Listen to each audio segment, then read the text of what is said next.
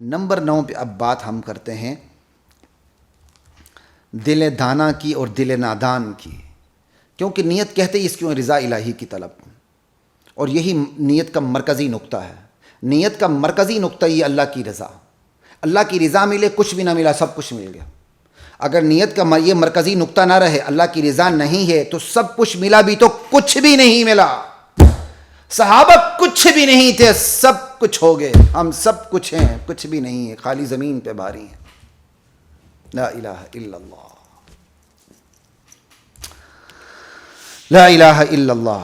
تو یہ جب دل پر محنت ہوتی ہے، دل جب کیا کہتے ہیں انبیاء کی تعلیمات سے جب دل پاک صاف ہو کر جہنم پر حرام ہو جاتا ہے، جنت پر حلال ہو جاتا ہے، رضا الہی کا حقدار ہو جاتا ہے، تو پھر ایسے میں جو نیت ہوتی ہے نا وہ صرف لوجہ اللہ ہوتی ہے، اللہ کو راضی کرنے کے لیے ہوتی ہے، اللہ کو راضی رکھنے کے لیے ہوتی ہے، غیر اللہ سے بچنے کے لیے ہوتی ہے۔ ایسے میں دعا کے لیے بھی ہاتھ اٹھتے ہیں تو نیت میں اللہ وحدہ لا شریک لہ کے علاوہ کوئی بھی نہیں ہوتا۔ جب ایسے میں نیت صاف ہو، دل کی سرزمین لا الہ کے گند سے صاف ہو جائے، الا اللہ کا بیج، اس تخم جو ہے اس کی آبیاری ہو جائے، فصل لہلہانے لگے اور دل پاک صاف ہو جائے، تو پھر ایسا ہوتا کیا ہے؟ ایسے میں جب دعا کے لیے ہاتھ اٹھتے ہیں، نیت میں اللہ وحدہ لا شریک لہ کے علاوہ کوئی بھی نہیں ہوتا جس سے مرادیں مانگی جائیں، جس سے سرگوشی کی جائے، جس سے راز و نیاز کی باتیں کی جائیں، جس کے سامنے اپنی زندگی کے تمام دکھڑے رکھ دیے جائیں، جس کا شکر بجا لایا جائے، جسے ملجا، ماوا، دستگیر، غوث، مشکل کشا، حاجت روا سمجھ کر اس کے روبرو سر بسجود ہوا جائے۔ آئی جب اس کی یاد تو آتی چلی گئی، ہر نفس سے ما سوا کو مٹاتی چلی گئی۔ دل صاف ہوتا ہے تو پھر یوں صاف ہوتا ہے، وہ اللہ کے سوا کسی کو حاجت روا، مشکل کشا، غوث کسی کو نہیں سمجھتا۔ ٹھیک ہے، ایسے میں پھر جو نیت ہوتی ہے نا وہ قوم کے لیے نہیں ہوتی، میرا قوم اور میری قوم نہیں ہوتی، قوم کے لیے نیت اللہ کے لیے ہوتی ہے، اسلام کی سر بلندی کے لیے ہوتی ہے، اعلاء کلمت اللہ کے لیے ہوتی ہے۔ بس ایسے میں پھر صرف اللہ کو خوش کرنا مقصود ہوتا ہے، چاہے ساری خدائی ناراض ہو جائے۔ یہ ہوتا دل کا پاک صاف ہونا۔ اللہ اکبر۔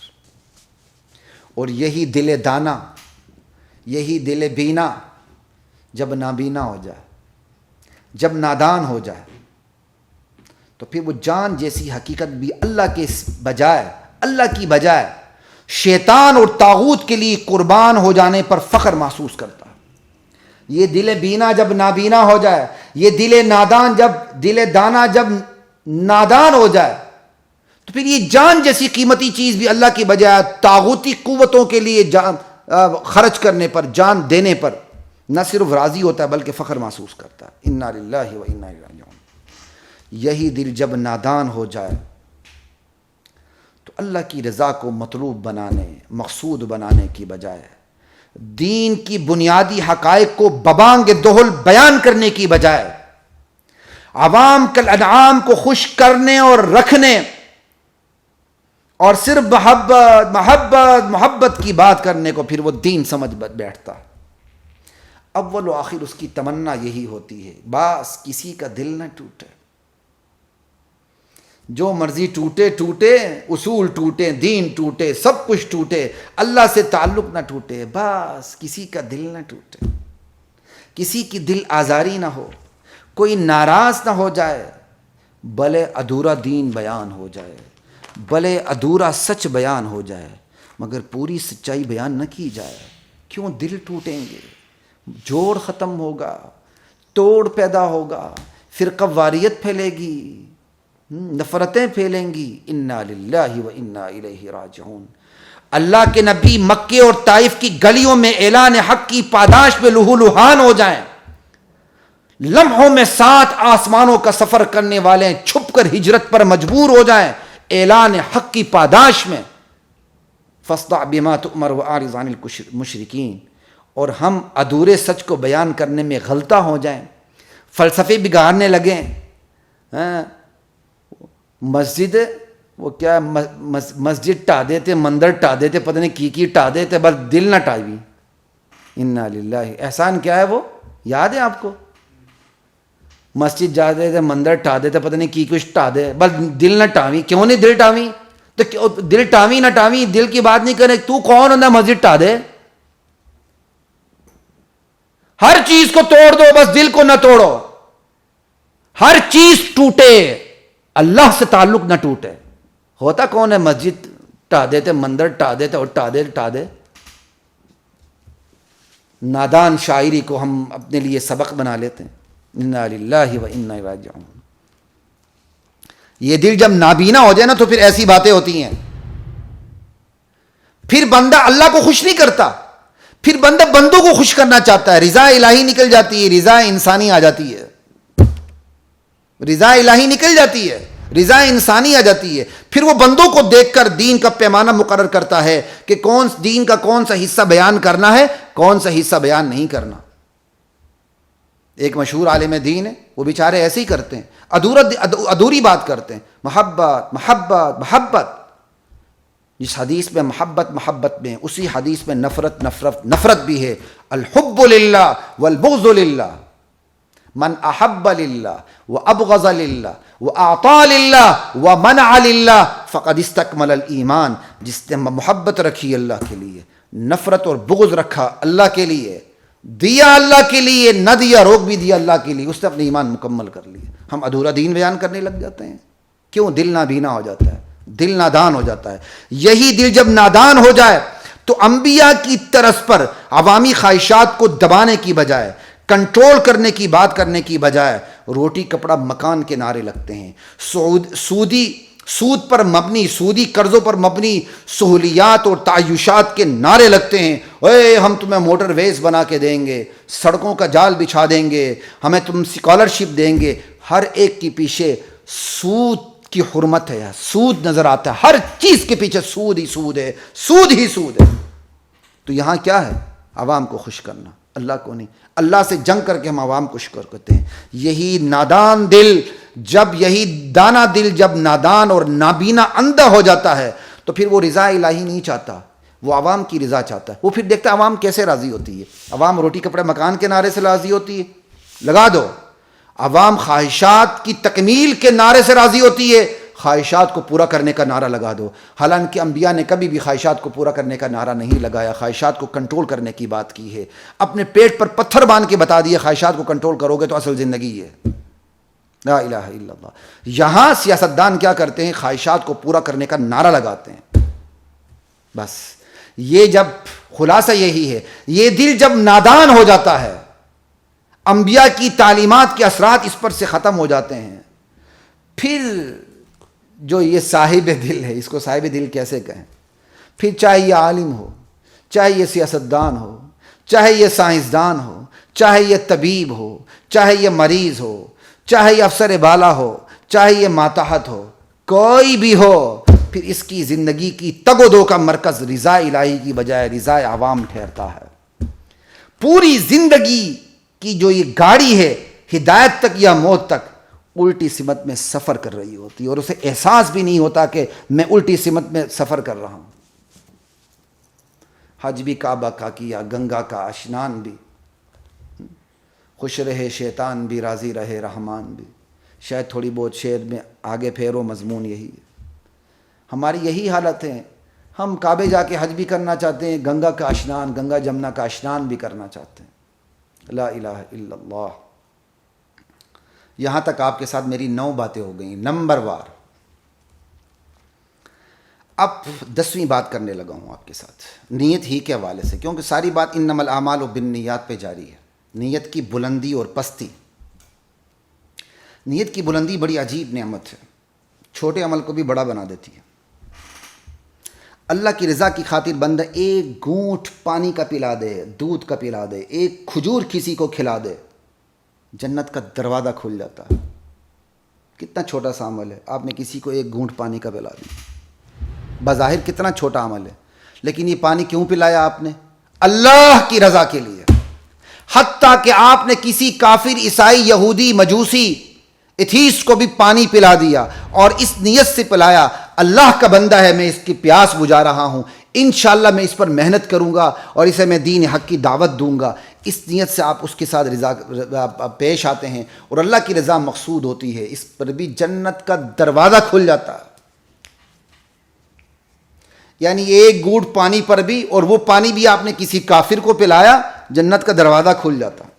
یعنی نیت کی بلندی عجیب چیز ہے، چھوٹے عمل کو بڑا بنا دیتی ہے، اور نیت کی پستی بھی بڑی عجیب چیز ہے، بڑے عمل کو چھوٹا کر دیتی ہے۔ ایک بندہ ہے خرچ بھی مسلمانوں پہ کر رہا ہے، لاکھوں روپے لٹا رہا ہے، کتنا بڑا عمل ہے، لاکھوں روپے، لیکن کیا؟ ریاکاری، بول بالا، یہ مقصود ہے بس۔ تو یہ پھر کیا ہے؟ یہ نیت اس کے عمل کو چھوٹا کر دیتی ہے، بلکہ برباد کر کے، تباہ و برباد کر کے رکھ دیتی ہے۔ نیت بڑی عجیب چیز ہے، چھوٹے عمل کو بڑا کر دیتی ہے، بڑے عمل کو چھوٹا کر دیتی ہے۔ لا الہ الا اللہ۔ آپ کے گھر میں مہمان آتے ہیں، آپ صرف اس نیت سے کھلاتے ہیں، ہاں یار یہ رشتہ داری ہے، زمانے کا عرف ہے، نہیں کھلاؤں گا، نہیں پلاؤں گا، اکرام نہیں کروں گا، تو رشتہ داروں میں جا کر یہ شکایتیں کرتے پھریں گے، تو آپ اس کے سامنے کھانے کے وقت کھانا رکھ دیتے ہیں، چائے کے وقت چائے رکھ دیتے ہیں۔ آپ کی کتنی چھوٹی نیت ہے، لیکن آپ نے ہزاروں روپے خرچ کر دیے، اس چھوٹی نیت نے اس عمل کو چھوٹا کر دیا۔ لیکن اگر آپ کے گھر میں مہمان آتا ہے، آپ کی نیت یہ ہوتی، یار یہ میرا رشتہ دار ہے، صلہ رحمی ہو جائے گی، یار یہ غریب ہے، مدد ہو جائے گی، یار یہ پرہیزگار ہے، اس کو کھانا کھلانے کا ثواب زیادہ ہے، متقی انسان ہے، ٹھیک ہے، نہیں بھی ہے تو رشتہ دار ہے، چلیں جی، آپ نے کہا میں اللہ کے لیے اس پر صدقہ کرتا ہوں، کیونکہ مہمانی، میزبانی یہ سنت نبوی ہے، انبیاء کی سنت ہے۔ آپ یہ سمجھ کے اس کے سامنے کیا رکھتے ہیں؟ اچھی طرح نہ پکی ہوئی دال بھی جو آپ کے گھر میں پکی ہوئی ہے، یہ نہیں کہ سب کچھ کر سکتے ہیں، ایسے ہی دال آپ نے رکھ دی، آپ کی استطاعت اتنی ہے کہ آپ کے پاس مرچیں زیادہ ہو گئی ہیں، دال صحیح پکی بھی نہیں، الٹی نیچے روٹی بھی جلی ہوئی ہے، لیکن آپ کی نیت کتنی بڑی، آپ اس کے سامنے اس نیت سے رکھ دیتے ہیں۔ یہ چھوٹا سا عمل، آپ کی بڑی نیت اس عمل کو بڑا بنا دیتی ہے، جنت کا دروازہ کھول دیتی ہے۔ اللہ اکبر۔ اور نیت بلند اور بیدار رہے نا، عادات بھی عبادات میں تبدیل ہو جاتی ہیں، مباحات بھی عبادات ٹھہرتی ہیں، عبادات میں بھی تکلف ختم ہو کر عادات والی بے تکلفی آ جاتی ہے۔ عام دنیاوی ضرورتیں، کھانا پینا، سونا، اٹھنا بیٹھنا، جاگنا، چلنا پھرنا، ہنسنا رونا، حتیٰ کہ بیوی کے ساتھ شباشی کرنا، ہم بستری کرنا، اس کے منہ میں کوئی لقمہ ڈال دینا، کھانے پینے کی چیز اسے کھلا دینا، نوالا توڑ کے اس کے منہ میں ڈال دینا، یہ ساری دنیاوی ضرورتیں، بشری تقاضے بھی عبادت بن جاتی ہے۔ حالانکہ آپ نے اپنے نفس کی خواہش پوری کی ہے، لیکن آپ کی نیت صحیح ہے۔ آپ کہتے ہیں یہ میری بیوی، کسی اور عورت کی نہیں، اپنی عورت جس سے آپ کا نکاح ہو اس کی بات ہو رہی ہے، کیوں ایسا؟ اسی کی بات ہو رہی ہے۔ اللہ اکبر۔ ویسے بیویوں کو بھی اس قابل ہونا چاہیے کہ میاں اس کے منہ میں خوشی سے لقمہ ڈال سکے۔ یہ تو تالی دونوں ہاتھوں سے بجتی ہے نا، ایک ہاتھ سے تو نہیں بجتی۔ لا الہ الا اللہ واللہ اکبر۔ تو خیر میں بات کر رہا تھا نیت کی بلندی، نیت کی بلندی سے عادات بھی عبادات بن جاتی ہیں۔ کتنی عجیب بات ہے، کتنی بشری تقاضے ہوتے ہیں، بشری عادتیں ہوتی ہیں، بندہ اپنا تقاضا، اپنی فطرت پوری کر رہا ہوتا ہے، عبادات بن جاتی ہیں۔ اور یہی نیت بلند نہ رہے، بیدار نہ رہے، اللہ کی قربت اور اس کی رضا کی تلاش نہ رہے، تو عبادات بھی بے جان ہو کر عادات بن جاتی ہیں۔ بندہ نماز پڑھ رہا ہوتا ہے، اسے احساس ہی نہیں ہوتا میں نماز پڑھ رہا ہوں کہ کھجلی کر رہا ہوں، کر رہا ہوتا ہے عادت، لیکن اتنا غافل ہوتا ہے، کر رہا ہوتا ہے عبادت لیکن اتنا غافل ہوتا ہے اس عبادت سے، گویا کہ اس کی کوئی عام عادت ہے، وہ عبادت عادت کے درجے میں آ جاتی ہے۔ ایک ہی عبادت عادت کے درجے میں آنا اچھے لیول پہ، اس کا اینگل اور ہے۔ عبادت عادت کے درجے میں آ جائے، کیا مطلب؟ جس طرح عادت میں بے تکلفی ہوتی ہے، عبادت میں بھی وہ بے تکلفی آ جائے کہ جیسے بندہ عادت کے بغیر رہ نہیں سکتا، عبادت کے بغیر رہ نہ سکے، تو یہ اینگل تو بہت اچھا ہے، یہ اینگل تو بہت اچھا ہے، ٹھیک ہے۔ اور عبادت عادت کے درجے میں اس کا دوسرا اینگل بھی ہے، یعنی عبادت عادت کے درجے میں آ جائے، جیسے عادت میں بندہ بے دھیان رہتا ہے، غفلت کا شکار رہتا ہے، ٹھیک ہے، تو عبادت میں بھی وہ بے دھیان رہے، غفلت کا شکار ہو جائے، تو یہ دوسرا اینگل کہ عبادت عادت بن جائے یہ درست نہیں، جو پہلا اینگل بتایا وہ درست ہے۔ تو میں نے چونکہ دونوں جگہ یہ بات کی تھی تو میں نے کہا تھوڑا سا اس بات کو بھی میں سمجھا دوں۔ عبادت عادت بن جائے ایک حوالے سے ٹھیک ہے، عبادت عادت بن جائے دوسرے حوالے سے ٹھیک نہیں، یعنی غفلت اور بے دھیانی کے حوالے سے ٹھیک نہیں ہے۔ بہرحال جب نیت بیدار نہ رہے، بلند نہ رہے، تو با اثر عبادت بھی بے اثر ہو جاتی ہے، اور نیت بلند اور بیدار رہے تو ایک ہی عمل متعدد نیتوں کی وجہ سے متعدد ہو جاتا ہے۔ عمل ایک ہے، نیتیں متعدد ہیں، عمل متعدد شمار ہوتا ہے۔ جیسے آپ مسجد کی نماز کے لیے جا رہے ہیں، تو مسجد کی نماز کے لیے جاتے ہوئے آپ کیا نیتیں کرتے ہیں؟ یار میں سنت کے مطابق جا رہے ہیں، چلنے اور دیکھنے اور سننے کی نیت بھی آپ صحیح رکھ رہے ہیں، مسجد میں نفل اعتکاف کی نیت بھی ہو رہی ہے، پھر یہ بھی نیت ہے نماز میں نمازیوں کی خبر گیری بھی ہو جائے گی، مصیبت کے ماروں کی مدد بھی ہو جائے گی، ٹھیک ہے، اور راستے میں پھر کوئی رکاوٹ والی چیز ہے، اماطۃ الاذى عن الطریق، کہ راستے سے کوئی تکلیف دہ چیز بھی آپ اٹھا لیں گے۔ تو یہ ساری نیتیں بنیادی طور پر ایک ہی عمل نماز کے حوالے سے کہ آپ جا رہے ہیں نماز کے لیے ہیں، لیکن نیتیں متعدد ہونے سے اعمال بھی متعدد ہو گئے۔ ہاں آپ یہ کہہ سکتے ہیں بھائی یہاں تو عمل بھی مختلف ہیں، کہہ سکتے ہیں کہ آپ نماز کے لیے جا رہے ہیں ایک عمل، دیکھنے کی نیت دوسرا، سننے کی نیت تیسرا، اماطۃ الاذى عن الطریق تیسرا، نمازیوں کی خبر گیری چوتھا۔ آپ کی بات چلیں درست مان لیتے ہیں، لیکن ایک ہی عمل میں آپ ہم دکھا دیتے ہیں کہ مختلف نیتیں ہو جاتی ہیں۔ ایک بندہ ہے، غریب بھی ہے، یتیم بھی ہے، رشتہ دار بھی ہے، متقی بھی ہے، ٹھیک، آپ کے گھر آ جاتا ہے۔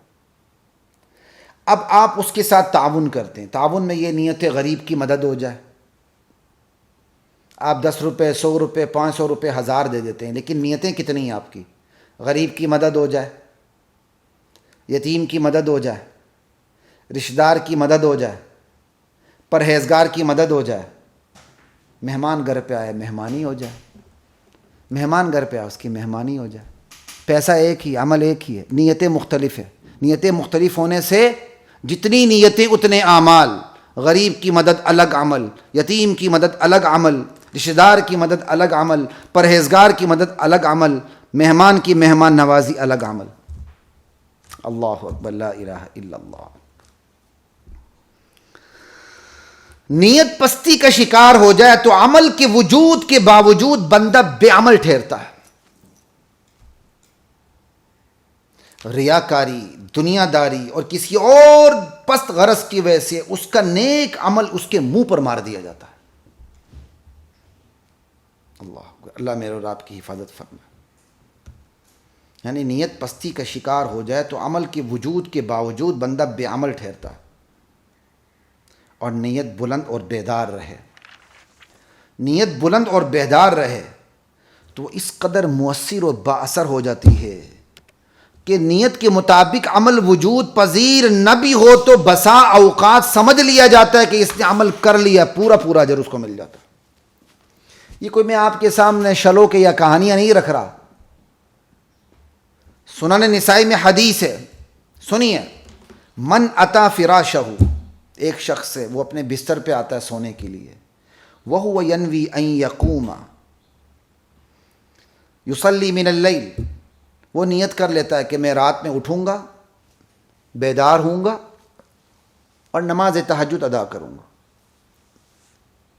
فغلبتہ عیناہ، نیند اس پر غالب آ جاتی ہے، حتی اصبح، یہاں تک کہ صبح ہو جاتی ہے، رات ختم ہو جاتی ہے، تہجد کا وقت ختم ہو جاتا ہے، کتب لہ ما نویٰ، چونکہ وہ پکی نیت کر کے سویا تھا، اس نے جو نیت کی اس کے لیے وہ اس کا اجر لکھ دیا جاتا ہے۔ اس نے تہجد کی نیت کی لیکن سویا رہا، اٹھ نہیں سکا بیچارہ، ٹھیک ہے، اس کے لیے تہجد کا ثواب لکھ دیا جاتا ہے۔ بھائی اسے تو نیند آئی تھی، کہ وَكَانَ نَوْمُهُ صَدَقَةً عَلَيْهِ مِن رَبِّهِ عَزَّ وَجَلَّ، اس کی نیند اللہ کی طرف سے اس کے لیے صدقہ ہو جاتی ہے۔ کیا کمال کی حدیث ہے. حضرت ابو دردہ رضی اللہ تعالی عنہ اس حدیث کے راوی ہیں. اور ایک دوسری حدیث بھی سن لیں مزے سے. عن ابی عبد اللہ جابر بن عبد اللہ الانصاری رضی اللہ تعالی عنہما قال كنا مع النبي صلی اللہ علیہ وسلم فی غزاة فقال ان بالمدینة لرجالا ما سرتم مسیرا ولا قطعتم وادیا الا كانوا معكم حبسهم المرض. مزہ آتا پڑھتے ہوئے. حضرت جابر بن عبداللہ انصاری سے روایت ہے رضی اللہ تعالی عنہما فرماتے ہیں کہ ہم ایک غزوے میں نبی کریم صلی اللہ علیہ وسلم کے ساتھ تھے. آپ نے فرمایا ہمارے پیچھے مدینے میں کچھ لوگ ہیں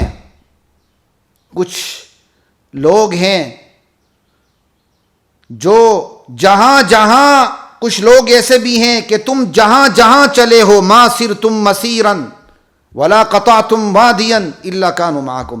تم اس غزوے میں جہاں چلے ہو, جس وادی اور گھاٹی کو تم عبور کرتے چلے گئے ہو, ان کا شمار تمہارے ساتھ ہی ہوا ہے. وہ ہر مرحلے میں تمہارے ساتھ شمار میں تھے, اس لیے وہ اجر میں تمہارے ساتھ شریک ہیں. کیوں بھائی؟ کہ حبسہم المرض, کیونکہ وہ بیمار تھے, شریک نہیں ہو سکے. ان کی پوری نیت تھی شریک ہونے کی. یہ اللہ کے نبی نے وحی کے زور پہ بات بتائی. کو نیتوں کا حال تو اللہ جانتا. ان کی پوری نیت تھی شریک ہونے کی, مگر بیماری رکاوٹ بن گئی. چونکہ ان کی نیت تھی تو نیت بلا عمل, نیت پوری تھی, عمل وجود میں نہیں ہے. اللہ تعالیٰ نے ان کو غزوے میں شریک ہونے کا ثواب عطا کر دیا. اللہ اکبر, کتنی بڑی بات. حضرت عثمان رضی اللہ تعالی عنہ بدر میں شریک نہیں ہوئے تھے کہ آپ کی زوجہ مطہرہ نبی علیہ السلام کی بیٹی بیمار تھیں. آپ کے حکم سے وہ شریک نہیں ہوئے تھے. ان کو اللہ کے نبی کے حکم سے بدریوں میں شمار کیا گیا. کتنی بڑی بات ہے. اللہ کے نبی کا حکم اللہ کا حکم ہے. حضرت علی رضی اللہ تعالی عنہ کو اللہ کے نبی نگران بنا کے غزوہ تبوک تشریف لگے تھے مدینے کا. نیت تو تھی نا ان کی, تبوک میں شریک, ثواب مل گئے. حضرت انس رضی اللہ تعالی عنہ کی حدیث ہے, اس سے روایت ہے کہ نبی کریم صلی اللہ علیہ وسلم کے ساتھ ہم غزوہ تبوک سے ہم واپس آ رہے تھے, تو آپ نے ارشاد فرمایا ما سلک ان اقواما خلفنا بالمدینہ ما سلکنا شعبا ولا وادیا الا وهم معنا حبسهم العذر. بخاری کی روایت ہے, صحیح بخاری کی. حضرت انس فرماتے ہیں کہ ہم غزوہ تبوک سے جب واپس ہوئے, رجعنا من غزوۃ تبوک مع النبی صلی اللہ علیہ وسلم, جب ہم غزوہ تبوک سے واپس ہوئے تو آپ صلی اللہ علیہ وسلم نے ارشاد فرمایا ہمارے پیچھے مدینے میں کچھ لوگ ہیں جو شریک نہیں ہو سکے, لیکن ما سلکنا شعبا ولا وادیا الا وهم معنا, ہم جس گاٹی اور وادی میں اترے چلے اور عبور کرتے رہے وہ ہمارے ساتھ شمار میں رہے, کیونکہ ان کی نیت شرکت کی تھی, مگر انہیں واقعی عذر پیش آ گیا تھا, قابل قبول عذر پیش آ گیا تھا, وہ شریک نہیں ہو سکے. اس لیے ہم جس وادی میں اترتے چڑھتے چلے گئے وہ ہمارے ساتھ شمار میں رہے. اللہ تعالیٰ نے ان کو ہماری طرح اجر عطا کیا. اللہ اکبر. نیت وہاں پہنچ جاتی ہے جہاں عمل نہیں پہنچتا. کتنی بڑی بات ہے. نیت وہاں پہنچ جاتی ہے جہاں عمل نہیں پہنچتا. اس لیے نیت کا درجہ عمل سے بہت بلند ہے. ہماری بات ہے نیت کی پستی اور اس کی بلندی پر ہو رہی ہے. سنیے حدیث, مزے لے کے سنیے. نبی کریم صلی اللہ علیہ وسلم کی حدیث ہے, من کانت الدنیا ہمہ فرق اللہ علیہ امرہ. اللہ اکبر. لوگوں سنو, دنیا جس کی فکر بن جائے, جس کی فکر اور نیت ساری کی ساری دنیا ہو جائے, فرق اللہ علیہ امرہ, اللہ اس کی تمام کاموں کو, معاملات کو, امور کو بکھیر دیتے ہیں. اللہ اکبر. اس کے تمام کاموں کو اللہ بکھیر دیتے ہیں. فرق اللہ علیہ امرہ وجعل فقرہ بین عینیہ، اور اس کی محتاجی کو، فقیری کو اس کی آنکھوں کے سامنے کر دیتے ہیں. جیسے آنکھوں کے سامنے بندہ دکھنے والی چیز کو دیکھتا ہے نا، جو چیز دکھے اسے دیکھتا ہے. فقیری ایک معنوی چیز ہے نا، بندہ ایک محتاج ہے، لوگوں کو پتہ نہیں چلتا یہ محتاج ہے، لیکن وہ محتاج ہوتا ہے. تو اللہ تعالیٰ نے یہاں اللہ کے نبی نے یہاں ایسے ہی بلیغ الفاظ استعمال کیے، وجعل فقرہ بین عینیہ. اللہ تعالیٰ اس کی فقیری کو اس کی آنکھوں کے سامنے لے آتے ہیں، جیسے کہ کوئی محسوس چیز ہوتی ہے. یعنی اس کی فقیری گویا وہ اپنی آنکھوں سے دیکھ رہا ہوتا ہے، وہ محتاج ہوتا ہے. اللہ اس کی محتاجی کو اس کی آنکھوں کے سامنے کر دیتے ہیں. بھلے ساری دولت اس کے پاس جمع ہو، لیکن وہ اس کی محتاجی اندر کی ختم ہی نہیں ہوتی. بھلے 5 انگلیاں اس کی انگلیاں گھی میں ڈوبی ہوئی ہوں، مگر دل جو اس کا ہے فقیری اور محتاجی میں ڈوبا ہوا ہوتا ہے. وہ سمجھتا ہے بس ابھی میری تجارت گئی، ابھی میرا کاروبار گیا، سب کچھ ہوتے ہوئے بھی سمجھتا ہے میرے پاس کچھ بھی نہیں ہے. اللہ اس طرح فقیری کو اس کے سامنے کر دیتے ہیں. کس کے سامنے؟ جس کی ساری فکر، ساری نیت دنیا ہی دنیا ہو جائے. اللہ اس کو یوں سزا دیتے ہیں، وَلَمْ يَأْتِهِ مِنَ الدُّنْيَا إِلَّا مَا كُتِبَ لَهُ. تو ساری فکر دنیا کی ہو جائے، پھر دنیا زیادہ ملنی چاہیے. اللہ کہتے ہیں نہیں، میں تو سزا کے اندر اس کو محتاج بنا دیتا ہوں، بھلے 5 انگلیاں اس کی گھی، دیسی گھی کے اندر ڈوبی ہوئی ہوں، لیکن دنیا اتنی ہی دیتا ہوں جتنی اس کے لیے لکھی گئی ہے، اس سے زیادہ نہیں دیتا. اور وَمَنْ كَانَتِ الْآخِرَةُ نِيَّتَهُ جَمَعَ اللَّهُ لَهُ أَمْرَهُ، اور جس کی نیت آخرت ہو جائے، اللہ تعالیٰ اس کے بکھرے ہوئے کاموں کو بھی جمع کر دیتے ہیں. بکھرے ہوں نہ ہوں، تمام کاموں کو اللہ جمع کر دیتے ہیں. کتنی بڑی بات ہے، تاکہ آسانی سے نپٹائے جائیں. اللہ تمام کاموں کو ایک کر دیتے ہیں. وَجَعَلَ غِنَاهُ فِي قَلْبِهِ، اللہ تعالیٰ اس کے دل میں غنا ڈال دیتے ہیں، اس کو کافی وافی شافی رزق دیتے ہیں، اس کے اندر قناعت کا مادہ پیدا کرتے ہیں. وہ اللہ کی مدد سے لوگوں سے مستغنی ہو جاتا ہے. وہ کسی کو لالچ سے نہیں دیکھتا، کسی کو لالچ سے نہیں دیکھتا. اس کے اندر بے نیازی کا مادہ پیدا ہو جاتا ہے. غیر محتاجی اس کے دل میں اللہ ڈال دیتے ہیں. قناعت، کفایت کی نعمت اسے مل جاتی ہے. وَجَعَلَ غِنَاهُ فِي قَلْبِهِ وَأَتَتْهُ الدُّنْيَا وَهِيَ رَاغِمَةٌ، دنیا اس کے پاس ذلیل ہو کے، فقیر ہو کے، حقیر ہو کے، تابع ہو کے آتی ہے. اللہ اکبر، کیا خوش قسمت انسان ہے، کیا خوش قسمت انسان ہے. قصہ مختصر یہ، طالب دنیا کو دنیا مشقت اور محنت سے خون پسینہ ایک کر کے ملتی ہے، اور اتنی ملتی ہے جن اللہ نے لکھی ہے. محتاجی پھر بھی دور نہیں ہوتی. پھر سنیے، طالب دنیا کو دنیا محنت سے ملتی ہے، مشقت سے ملتی ہے، محتاجی پھر بھی دور نہیں ہوتی، خون پسینہ ایک کر کے ملتی ہے. اور طالب آخرت کو آخرت تو ملتی ہی ملتی ہے، دنیا بھی آرام سے ملتی ہے، سکون سے ملتی ہے، عزت سے ملتی ہے، راحت سے ملتی ہے. کیا بات ہے. اور جتنی ملتی ہے، خس و خاشاک کے جھونپڑے میں بھی وہ تاج محل میں سے زیادہ سکون محسوس کرتا ہے. دنیا والوں سے، دنیا اور دنیا والوں سے بے نیازی الگ نصیب ہوتی ہے. اور کتنا فرق ہے. طالب دنیا دنیا کے پاس ذلیل ہو کے آتا ہے، طالب دنیا دنیا کے پاس ذلیل ہو کے آتا ہے. وَأَتَتْهُ الدُّنْيَا وَهِيَ رَاغِمَةٌ، طالب آخرت کے پاس تو دنیا ذلیل ہو کے آتی ہے. اور طالب آخرت ہے، اس کے بعد دنیا ذلیل ہو کے آتی ہے. اور یہ طالب دنیا، یہ دنیا کے پاس ذلیل ہو کے جاتا ہے، دنیا کے پاس ذلیل ہو کے جاتا ہے. بس حضرات محترم، مرکزی نقطہ اسی نیت کا ہے کہ نیت آپ کی کس کے لیے؟ اللہ کی خوشنودی کے لیے. کچھ بھی نہ ملا سب ملا، اللہ کی خوشنودی نہیں، سب کچھ ملا کچھ بھی نہیں ملا، کچھ بھی نہیں ملا. اللہ کی ذات مجھے، آپ کو، ہم سب کو نیتوں کو درست کرنے اور درست رکھنے کی توفیق عطا فرمائے. انشاءاللہ اس حدیث پہ ہم بات انشاءاللہ کرتے رہیں گے، اللہ تعالیٰ نے چاہا. ابھی اس حدیث پہ مزید بات ہونی ہے. پھر اس حدیث کے آگے بھی جملے ہیں. انما الاعمال بالنیات ایک جملہ ہے، وانما لامرئ ما نوی دوسرا جملہ ہے. فمن کانت ہجرتہ الی اللہ ورسولہ فہجرتہ الی اللہ ورسولہ، تیسرا جملہ ہے ومن کانت ہجرتہ الی دنیا یصیبها او امرأۃ ینکحها فہجرتہ الی ما ہاجر الیہ، چوتھا جملہ۔ ان سب پہ انشاءاللہ ترتیب سے بات ہوگی، اور کچھ فنی مباحث کی طرف بھی اشارہ کر دوں گا، زیادہ نہیں، اور فقی مباحث تو کروں گا نہیں، لیکن تھوڑی سی سمت بتانے کی اس حدیث کے حوالے سے ضرور کوشش کروں گا۔